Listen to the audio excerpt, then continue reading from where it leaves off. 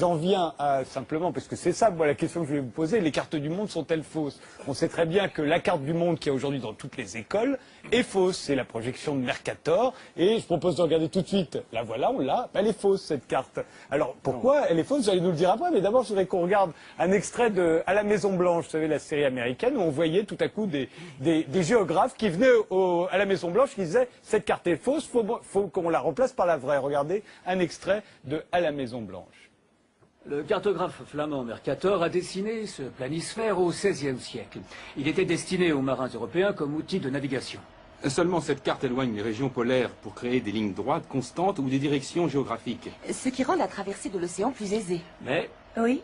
cette vue fausse la taille des nations et des continents. Alors cette projection serait fausse? Oh là oui, fausse. Vous voyez le Groenland? Je vois, Et vous voyez l'Afrique. je vois. Ces deux masses de terre semblent à peu près de la même taille. Oui. Eh bien, que diriez-vous si je vous disais qu'en réalité, l'Afrique est 14 fois plus grande? Ah oui. Ici, nous voyons que l'Europe est largement plus grande que l'Amérique du Sud. Or, l'Europe a une superficie de 10 millions de kilomètres carrés, alors que l'Amérique du Sud fait 23 millions de kilomètres carrés. L'Alaska paraît 3 fois plus grand que le Mexique. Or, le Mexique est plus grand de 10 millions de kilomètres carrés. L'Allemagne est située au milieu de la carte, alors qu'elle se situe plus au nord de la Terre. Attendez. La taille relative est une chose, mais vous dites que l'Allemagne n'est pas là où nous pensons qu'elle est. Rien n'est où vous croyez. Alors où est-elle? Merci pour cette question. La projection de Peters. Fidélité des axes. Fidélité de position. Les lignes est-ouest sont parallèles et croisent les axes nord-sud à angle droit. Mais c'est quoi ça? C'est le monde où vous vivez. Sylvie Brunel, vous Oui, êtes bah, c'est d'accord? très C'est la simple. carte de Peters, le monde dans La lequel on carte de vit? Peters, elle déforme aussi parce qu'elle allonge les continents. Mais c'est très simple, vous avez un globe, la Terre c'est un globe. Comment voulez-vous représenter un globe de façon plate? Donc, Vous il êtes faut faire des obligé de choix. faire des choix. Et l'histoire de la cartographie, c'est une histoire encore, en Europe en tout cas, qui est européocentrée. Nous avons choisi les cartes qui nous arrangeaient. Si vous allez en Alors, Australie... la projection de Peters qu'on voit là, elle arrange qui? Celle qu'on voit actuellement là. Elle est plus exacte au niveau des superficies, c'est-à-dire elle rend exactement les superficies. L'Afrique, c'est presque le quart des terres émergées. On oublie ça, le quart des Là, on terres le voit, émergées. sur cette carte-là, on ne le voit pas sur Donc l'autre. pendant très longtemps, on a eu une vision qui était une vision qui ne nous posait pas de problème, parce que de toute façon, l'histoire du monde, elle se passait surtout au nord. Donc en fait, finalement, c'était là, c'était autour de l'Atlantique, la mondialisation. Et puis, les géographes, ils étaient dans le siège des militaires. Hein. C'était Yves Lacoste. La géographie, ça sert d'abord à faire la guerre. Aujourd'hui, en temps de développement durable, en temps d'émergence du Sud, en temps de comment on répond aux défis de la biodiversité, du changement climatique, comment on répond aux défis de la sécurité alimentaire, eh bien, l'important, c'est de comprendre que la géographie, parce qu'elle permet de comprendre le rapport des hommes à leur territoire, c'est ce qui permet de faire la paix. Dans la bataille des cartes, d'ailleurs, vous montrez d'autres cartes possibles. On va regarder tout de suite celle de l'Australie, par exemple. Le Premier ministre australien avait proposé de faire la vraie carte. Pour les Australiens, la carte, ça devrait être ça. Hein? John Howard était toujours frustré de voir l'Australie en bas, au sud, marginalisée. Et donc, il a construit une géopolitique, d'ailleurs extrêmement active. Bon, ça, c'est une image où il dit on est d'origine européenne, on fait du business avec les États-Unis et la sécurité, mais l'avenir, c'est la Chine. Et donc, il a voulu Upside Down. C'est une carte de Stuart Miller qui date de 1983, mais qui a été, au fond, qui a illustré cette réflexion géopolitique des Australiens, au fond, au moment de l'émergence de la Chine. Alors justement, la Chine, Il faut dire aussi que le Pacifique, qui chez nous, sur nos cartes, on le voit à peine, le Pacifique, c'est le plus grand océan de la Terre, l'Atlantique. Michel, le Pacifique par rapport à l'Atlantique, c'est 3 fois plus grand, 4 fois plus grand. Bien sûr. C'est la vraiment... moitié de la Terre, le Pacifique. Et le pire, C'est la c'est moitié. que parfois, tous les micro-États du Pacifique ne sont même pas représentés sur les cartes. Quand il y a eu, vous savez, la grande conférence sur le changement climatique à Copenhague, ils sont arrivés, il y avait un grand globe qui était au cœur de la salle de conférence. Il n'y figurait pas. On avait oublié tous les États du Pacifique, les petits États du Pacifique. Donc c'est pour vous montrer que la représentation cartographique, c'est toujours un choix. Alors celui-là, ce serait la carte des navigations de la Chine. Il y a 200 projections cartographiques. Ça, c'est, je trouve, la plus intéressante. C'est une variante de la projection de Molvay qui s'appelle Atlantiste. C'est une carte d'une compagnie de navigation chinoise qui essaye d'exploiter la route maritime possible entre Shanghai à droite en vert et Rotterdam, New York, par la route du nord-ouest et la route du nord-est. Mais vous voyez à l'ouest l'Antarctique, à l'est, sur la droite, on ne le voit pas, mais il y a l'Australie. Et je trouve que c'est une vision qui montre qu'aujourd'hui, une compagnie chinoise de navigation a une vision globale. Alors que pendant des siècles, les empereurs chinois, justement, ont bataillé avec les jésuites, qui leur montraient des cartes où la Chine n'était pas au centre de la projection et où la Chine paraissait plus petite que ce qu'ils pensaient qu'elle était. Donc on est toujours dans des batailles. Le problème, c'est pas c'est faux, c'est vrai. La question, c'est la question des représentations et des cartes mentales. Alors justement, il y en a une, ce sera la dernière que je vais montrer, c'est la carte des militaires américains, on va dire. Alors là, et là, on retrouve la carte de Mercator. En fait, on comprend pourquoi elle a du succès, la Mercator, c'est celle des Américains. Le Mercator, non, c'est la carte du département d'État, du Pentagone, du Quai d'Orsay, mais aussi de Médecins sans frontières. C'est vrai. Et de Google. C'est la carte des Occidentaux. Non, c'est pas la carte des Occidentaux, c'est la carte de l'hémisphère nord. Ouais. Il y a les Russes là-dedans. Là, c'est qu'aujourd'hui, avec le numérique, on n'est pas foutu d'avoir Google, une représentation Google, réelle. Exactement. C'est ça qui est incroyable. Google, Impossibilité. c'est ce que j'essaye d'expliquer. C'est une projection qui est avantageuse. Ah oui. C'est une projection qui est avantageuse. Voilà. Qu'est-ce que vous disiez? J'expliquais juste que bien sûr que c'est possible d'avoir une représentation réelle, même si on vient de nous exposer les difficultés, mais l'enjeu c'est la représentation et comment chaque nation, et surtout les nations dominantes, décident de se représenter aux yeux du monde. Si tout à l'heure dans l'exposé, on nous a parlé des premières cartes faites par les navigateurs.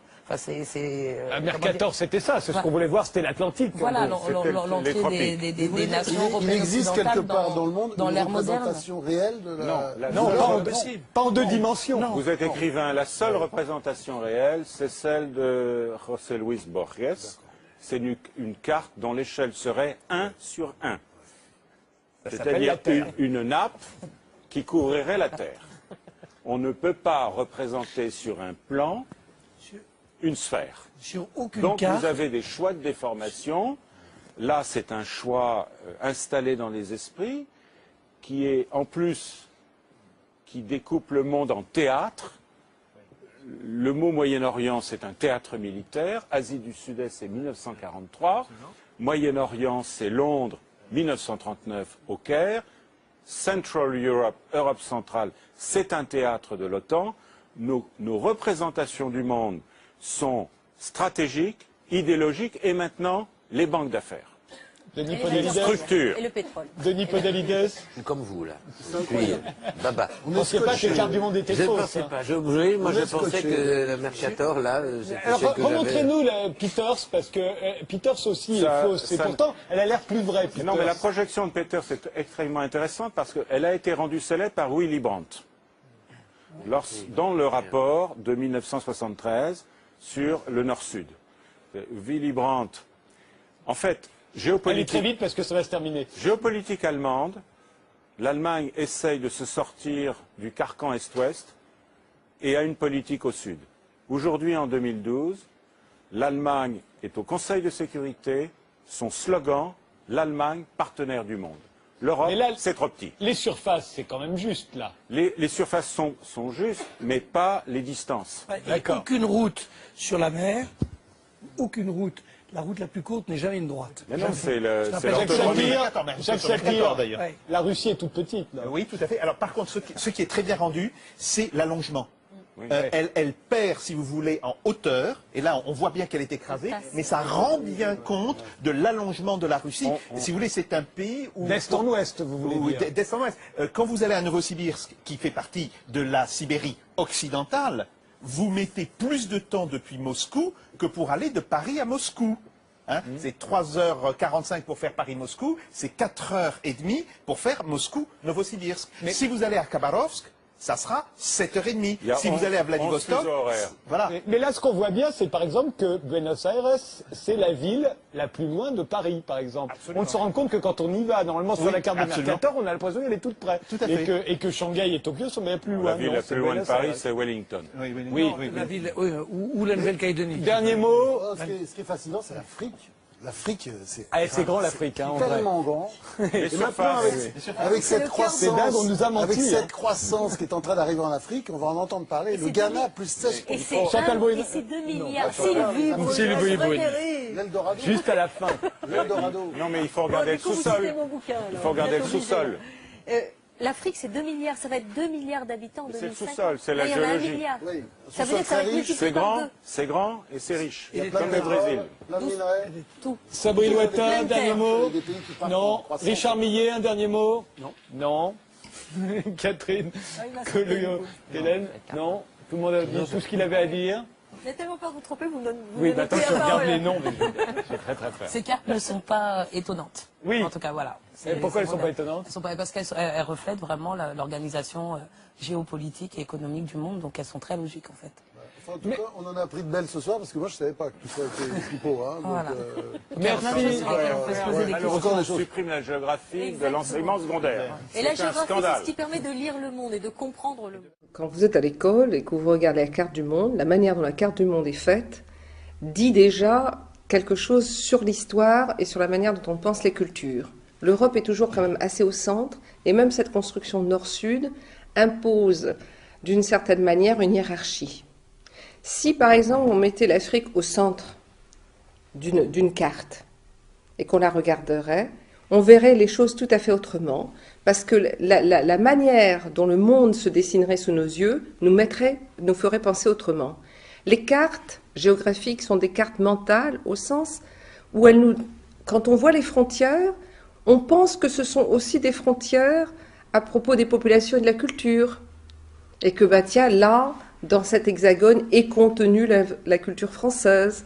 Là, dans l'Italie, serait contenue la culture italienne. Là, c'est la culture africaine.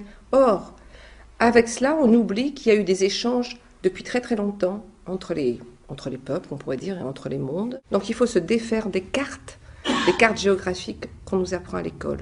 Ce sont des mensonges. Ce sont des mensonges. C'est comme la carte de la France. La carte de la France est un mensonge puisqu'on ne nous montre que l'hexagone et qu'après nous apprenons qu'il y a des territoires français ailleurs dans le monde, dans le Pacifique, dans les Caraïbes, en Amérique du Sud, dans l'océan Indien, et que ce sont aussi des territoires de la République. Mais quand vous regardez ici, pour tout petit Français vivant dans l'hexagone, la France, c'est avec la frontière avec la Belgique, puis la frontière comme ça, etc., ça tourne. Alors parfois il y a la Corse, mais il n'y a jamais la Guadeloupe, la Martinique, la Guyane, Wallis et Futuna, Tahiti, la Nouvelle-Calédonie, Mayotte, la Réunion. Ça lui changerait la manière dont il pense même habiter, comment il est, et qu'est-ce que c'est que l'histoire de la France.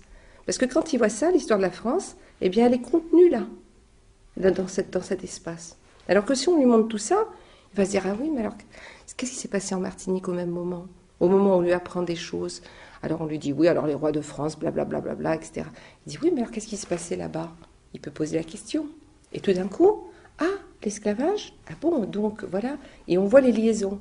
Alors que si vous découpez ces cas, bon, il y a l'histoire là, qui, comme si elle n'était pas liée à l'histoire là-bas. Or, elle est liée. Elle est toujours liée.